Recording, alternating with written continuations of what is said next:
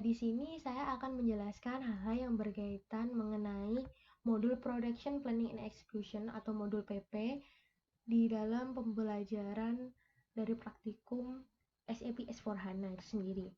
Nah, di sini nanti memang ada sedikit bedanya karena ada study case yang akan saya angkat nantinya untuk menjelaskan hal yang berkaitan dengan modul PP ini sendiri maupun modul-modul yang sebelumnya itu modul SD maupun modul MM yang berkaitan juga dan dipelajari juga selama 3 minggu ini. Saya Tiffany Tridaunwaru, NRP 05211840534 dari kelas. Nah, untuk case yang saya angkat sendiri di sini, saya menggunakan case dari PT Bumi Ketela Nusantara. Jadi PT Bumi Ketela Nusantara ini sendiri dia bergerak di bidang pengolahan hasil pertanian dari daerah-daerah. Jadi dia nantinya akan menggunakan ketela-ketela dari hasil yang sudah dikumpulkan kepada pengepul, lalu akan diberikan kepada PT Bumi Ketela Nusantara untuk nantinya diolah menjadi makanan atau cemilan, sehingga di sini tertuliskan berupa ketela mentah menjadi makanan atau cemilan. Lalu produk yang dihasilkan oleh PT Bumi Ketela Nusantara ini sendiri itu ada dua macam, yaitu keripik singkong dan kerupuk ketela. Sebenarnya antara singkong dan ketela ini di sini sama aja, tapi hanya untuk branding namanya saja. Karena itu tertuliskan seperti ini, dan juga di sini ada varian di bagian keripik singkongnya, yaitu dengan rasa original dan pedas. Untuk kerupuk ketelanya hanya satu varian aja. Nah, PT Bumi Ketela Nusantara ini sendiri dia menggunakan SAP atau SAP dalam membantu operasional sehari-harinya. Jadi di sini nanti mungkin yang lebih concern akan dijelaskan adalah pada bagian modul PP dari PT Bumi Ketela Nusantara ini sendiri. Nah, sebelum lebih lanjut lagi menjelaskan masuk ke dalam penjelasan modul PP-nya, nah di sini untuk bahan-bahan atau material yang dibutuhkan untuk membuat dari keripik singkong ini sendiri, atau ya memang bahan-bahan penyusunnya dari keripik singkong ini sehingga sudah bisa dikirimkan ke customer itu. Yang pertama adalah di bagian keripik singkongnya itu ketela tentunya, lalu garam, minyak goreng, bumbu pedas, dan plastik. Plastik ini untuk packagingnya. Nah, untuk bumbu pedasnya ini memang opsional karena terdapat dua varian rasa, yaitu original dan pedas. Lalu untuk kerupuk ketelanya ini sendiri tidak jauh berbeda dari keripik singkongnya, yaitu ketela, garam, bumbu lainnya untuk perasa dari kerupuknya ini, minyak goreng, dan tentunya plastik untuk packagingnya. Lalu di kerupuk ketela ini memang tidak ada tambahan tepung lainnya karena tepungnya nanti akan diperoleh dari proses pembuatan dari ketelanya itu, proses pengolahan maksud saya dari ketelanya itu sendiri.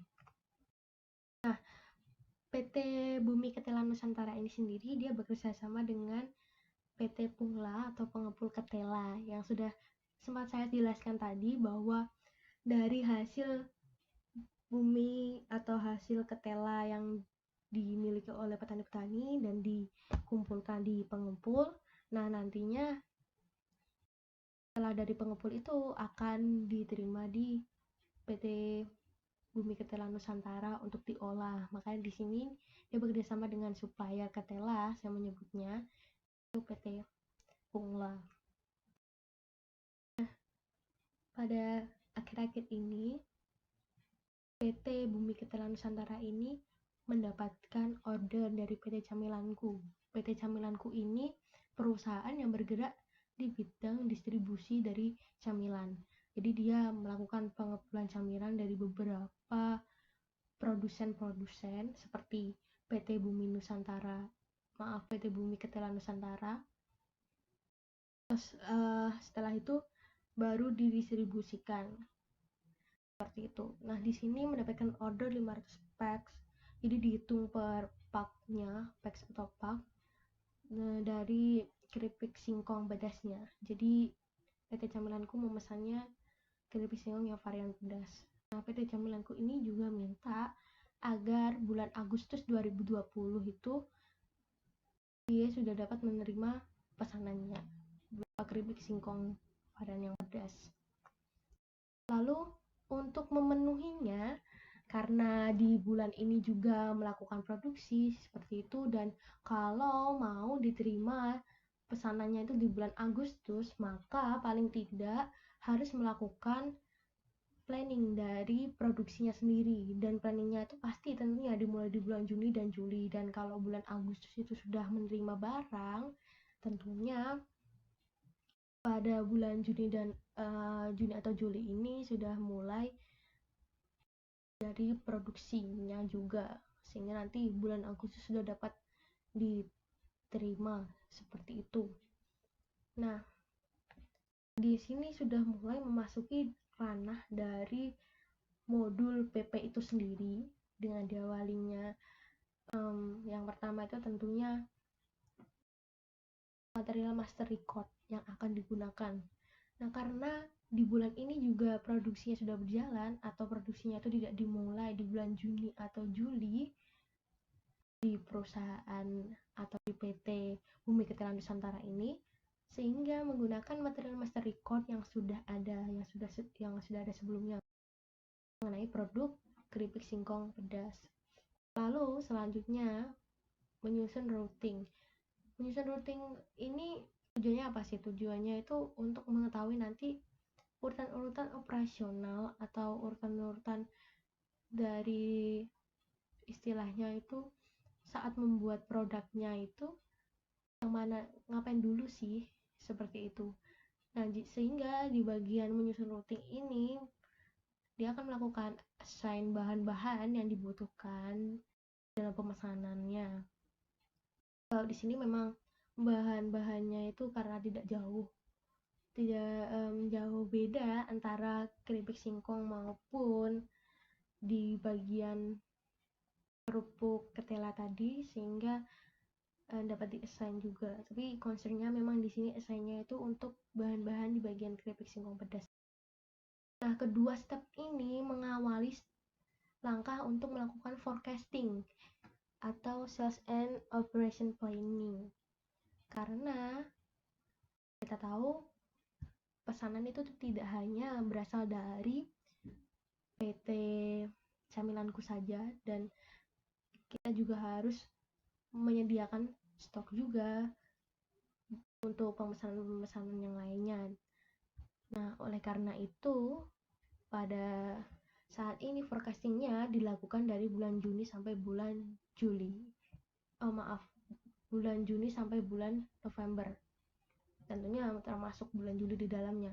Di sini di bagian menyusun SOP di sini, karena di bulan Agustus itu sudah pasti dapat order 500 tadi dari PT Camilanku, sehingga dari situ saya memperkirakan nantinya 510 ini untuk produksinya, dan dari 510 ini dari productionnya ada stock levelnya 82, dan ini saya dapatkan dari target di supply juga seperti itu. Di sini kenapa produksinya saya tuliskan 510, karena memang biasanya rata-rata per bulannya itu tidak jauh-jauh dari 500. Biasanya kalau sudah segitu paling naiknya tidak terlalu signifikan seperti itu, karena di bulan-bulan yang awal, di bulan-bulan Juni dan Juli saja yang biasanya itu lumayan tinggi seperti itu. Nah, karena itu di sini saya membuatnya 510 produksinya, lalu saya tarik ke belakang juga ke Juni Juli, dan saya majukan juga sampai bulan November seperti itu, dan dihasilkan data yang seperti ini. Dari data-data ini nantinya akan lanjut ke proses yang selanjutnya. Pastinya karena tadi forecastingnya itu dilakukan secara grup, tidak hanya pada keripik singkong varian pedas aja, tapi juga keripik singkong varian original, maka selanjutnya akan melakukan demand management. Di sini tuh dimaksudkan untuk membreakdown dari yang tadi produk grup dan langsung menjuruskannya kepada keripik topik singkong varian pedas seperti itu. Lalu melakukan MRP ini, material requirements planning ini dari MPS, master planning scheduling seperti itu. Lalu nanti kalau sudah melakukan cek stok juga pastinya, karena akan memulai proses produksi. Nah, karena cek stoknya ternyata stok yang dimiliki oleh PT Bumi Ketela Nusantara ini kurang, oleh karena itu melakukan production order ke PT Pengla. Terus selanjutnya adalah penerimaan goods di storage location dengan nama pengolahan. Jadi storage locationnya milik PT Bumi Ketela Nusantara ini namanya pengolahan. Lalu proses produksinya itu sendiri dan pengiriman biaya dan settle cost. Lalu di sini proses dari customer pesan sampai diterima pesanannya oleh customer itu seperti ini, bisa dilihat mulai dari pemesanan barang sampai pada pembayaran dari konsumen itu sendiri, dari pemesanan barang oleh customer, penyusunan SOP, permintaan bahan ke supplier, pengiriman bahan, pembayaran ke supplier, produksi barang, pick and pack, pengiriman barang ke konsumen, pengiriman. Lalu ini adalah modul-modul yang berhubungan, yaitu modul MM, SD, CO, dan FI yang berhubungan.